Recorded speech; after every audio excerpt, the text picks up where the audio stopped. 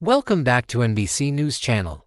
Today, we will learn about the fascinating new character shaking up Salem, Dante Vitali, Sami Brady's mysterious new fiancé. Who is Dante Vitali? What secrets lie beneath his enigmatic surface? And what does his arrival mean for Days of Our Lives fans? Here's everything you need to know about the man who just turned Sami's world upside down. Dante Vitali stormed onto the Salem scene with a mixture of mystique and undeniable charm, instantly captivating both characters and audience members alike. Born and raised in Italy, Dante bears all the hallmarks of someone accustomed to a life less ordinary.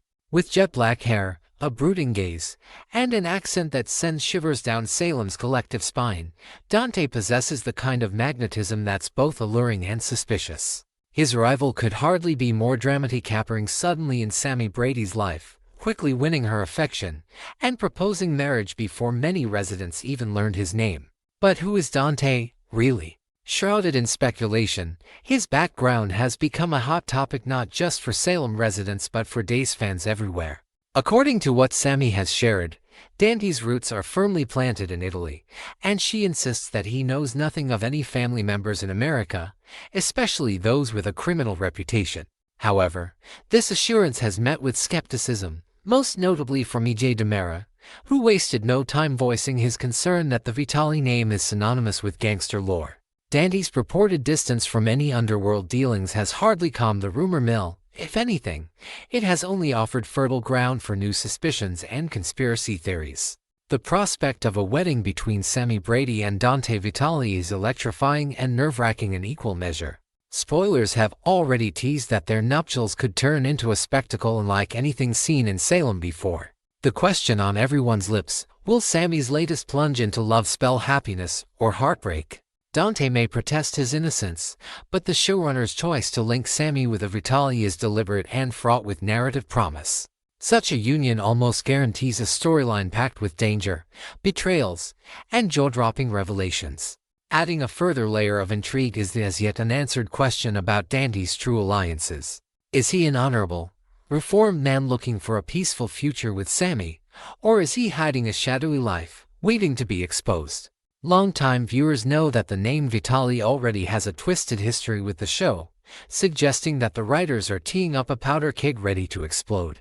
Dante's mysterious background and his reluctance to discuss family business could either mean he's fiercely protecting Sami from a perilous past or slyly luring her into a web of deception.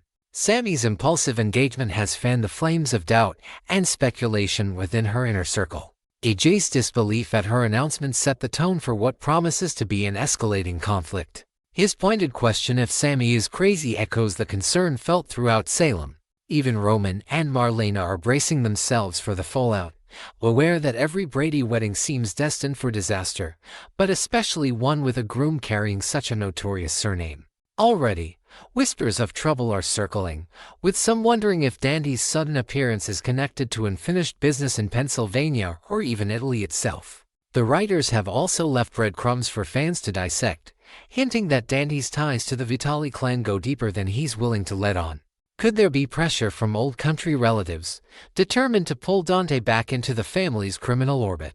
Or is he genuinely about starting anew, desperate to put his past behind him in Salem's quieter though rarely peaceful streets? The threat of a chaotic, drama-filled wedding looms large, especially now that Sami has gone public with her engagement. For Sami Brady, the stakes are higher than ever. If she's right about Dante's innocence, she could be embarking on a bold new chapter with a misunderstood outsider. But if Dante's keeping deadly secrets, Sami could find herself swept into a storm she never saw coming, that threatens not just her happiness, but her very safety. The wedding, if it happens at all, promises edge-of-your-seat drama, with the real possibility of gun-toting interlopers, shocking betrayals at the altar, and, perhaps, a desperate scramble for answers when everything spirals out of control. One thing is certain, Dante's arrival spells change for Sami, for her family, and for all of Salem. Will he be the bad boy with a heart of gold, or a wolf in sheep's clothing, biding his time before revealing his true loyalties? Days of Our Lives has a long tradition of weaving newcomers into tangled webs of romance and danger, and Dante Vitali seems poised to be the most compelling addition in years. Keep watching as secrets unravel, relationships are tested, and every resident of Salem braces for the fireworks Dante and Sami are bound to ignite.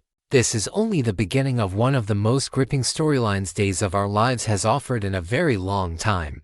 Part 2, Days of Our Lives, Tuesday, November 11, 2025. A day of confessions, confrontations, and cruel truths in Salem. It's another stormy day in Salem, not because of the weather but because of the emotional whirlwinds tearing through the town. Tuesday's episode of Days of Our Lives pulls back the curtain on painful guilt, old grudges, and dangerous new entanglements that threaten to unravel everything the characters have tried to rebuild.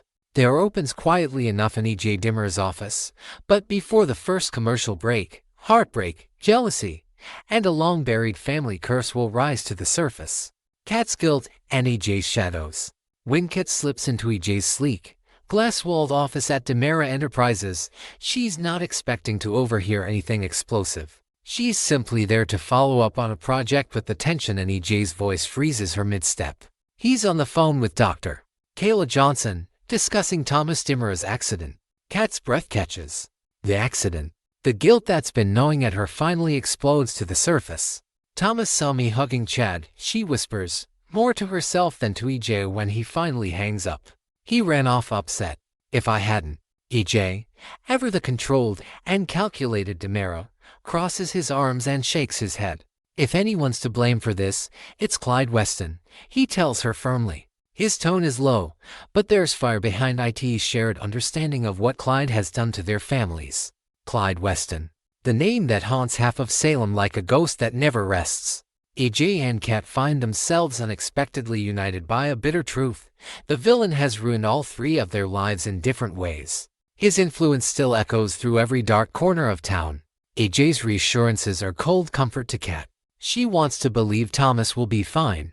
She wants to believe her embrace with Chad, innocent though it was, didn't spark the chain of pain that followed. But Salem has a way of punishing even small mistakes with enormous consequences. As Kat leaves E.J.'s office, the camera lingers on her face. There's guilt, yes, but also something else. A shadow of suspicion.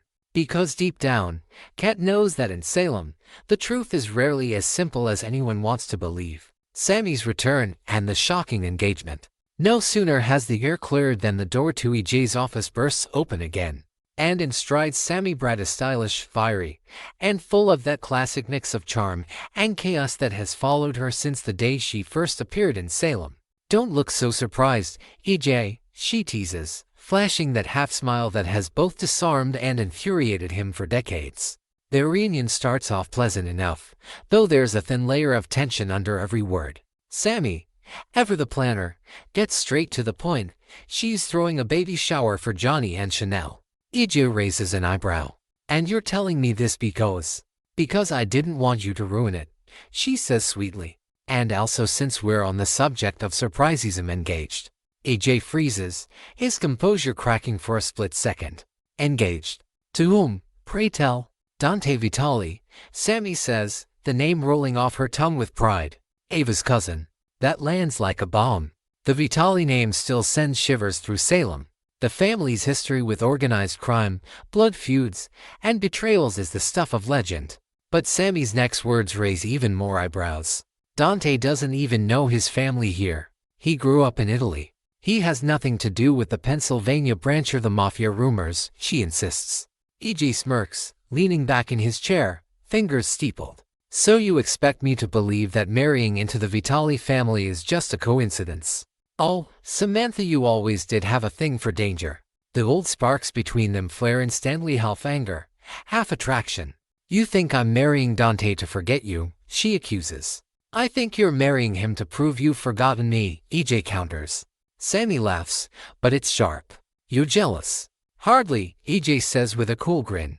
But I'll make you wager you won't make it down the aisle. The silence that follows is thick enough to cut. Finally, Sami fires back with the kind of verbal precision only a Brady can deliver. That vengeful streak of yours. That's exactly why you weren't invited to the shower. And while we're at it, Rafe's little T's honorary grandfather. Not you.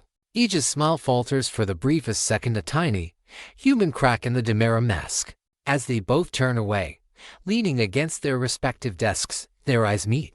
There's challenge there, and history. maybe even a touch of regret. In Salem, love and hate are often two sides of the same coin, and once again, EJ and Sami prove that no matter how many times they try to let go, they'll always find themselves circling back to each other. The custody war explodes. Meanwhile, across town, the chaos continues. In the sterile hallways of Salem University Hospital, voices echo sharp, raw, and painfully human. Chad DiMera and Jennifer Horton Devereaux are locked in yet another emotional tug-of-war, this time over Thomas. When Thomas tells his father that he doesn't want to come home yet, Jennifer steps in immediately. "Then I'll take him," she says softly. But that simple statement detonates the fragile peace between them. "You want my child," Chad fires back, voice breaking. "Because you lost yours." The words hang in there like shards of glass. Jennifer's face twists with pain. "I lost her too, Chad," she whispers. "I know that," he shouts. "But you don't fix one loss by taking from someone else." The fight spills into the hallway, drawing concerned glances from nurses and orderlies. It's a familiar Salem scene to a people who love the same child, broken by grief, each convinced they're protecting him from the other. Jennifer straightens, her voice trembling but firm. "You're not stable, Chad. You can barely keep yourself together. I have enough evidence to convince the judge that Thomas isn't safe with you." Chad's expression shifts from anger to disbelief. "You'd really do that to me?" Her answer is quiet but devastating. "Your son doesn't feel safe with you." The camera cuts to Kat, standing at the far end of the nurse's station, tears brimming in her eyes as she listens. She's hearing her own name come up, Jennifer accusing her and Chad of putting the children in danger. It's too much to bear. Kat turns away, shaken, as Chad and Jennifer's voices fade into the distance. The ripple effect. Every word spoken in that hallway sends ripples through Salem. The DiMeras and the Hortons, to families bound by love, loss, and legacy, are once again at odds. But this time, the stakes feel higher. Thomas's fear, Jennifer's determination, Chad's grief, Kat's guilt, they intertwine into a web so tangled it's impossible to tell who's right anymore. Everyone is trying to protect the children. Everyone believes they're the hero in their own story. But in Salem, good intentions often pave the road to heartbreak. Across town, a brewing storm. While EJ and Sami trade emotional blows and Chad and Jennifer battle for custody, other corners of Salem hum quietly with secrets. Rafe Hernandez, still recovering from the shock of Sami's announcement, wonders whether Dante Vitali might bring trouble back to town. Kayla, exhausted from tending to Thomas and trying to mediate the family chaos, confides to Roman that she fears the emotional toll will undo all of Chad's progress. "He's been through so much," she says softly. "I just hope this doesn't break him again." Roman nods grimly. "In this town, Kayla, it's not the villains that destroy you. It's the people you love." A day that changes everything. By the end of Tuesday's episode, nothing in Salem feels stable. Kat leaves the hospital, unsure whether she can keep seeing Chad while his life spirals out of control. Jennifer prepares to call her lawyer. Sami heads to the Brady pub, already planning a baby shower that promises to be less celebration and more emotional minefield. And EJ DiMera, standing alone in his office, stares out the window as the city lights flicker. The faintest smirk crosses his lips, a man who may have just lost a battle, but never the war. Because in Salem, every heartbreak is just the beginning of another story. Coming up Wednesday, expect even more fireworks as Sami's engagement news spreads through Salem. Jennifer takes the first legal step toward custody, and EJ plots his next move. Meanwhile, whispers about Clyde Weston's possible return set the entire town on edge. And as always, one question lingers in the air. In a place like Salem, can anyone truly be innocent?